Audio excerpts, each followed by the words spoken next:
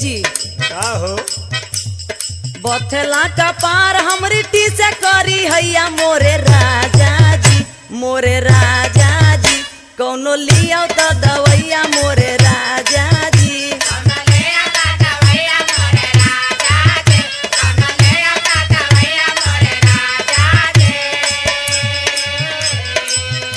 अरे रे रे रे रे तोके कोनो दवाई के जरूरत ना तोहार बीमारी का तोके पता है 8 बजे टूटे रोज तोहारी वो भैया हमारी रानी हो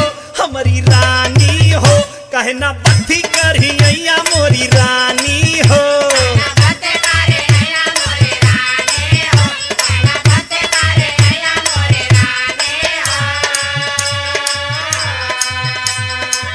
सही बताओ तनी देखी हमार कमर कितना पिराता।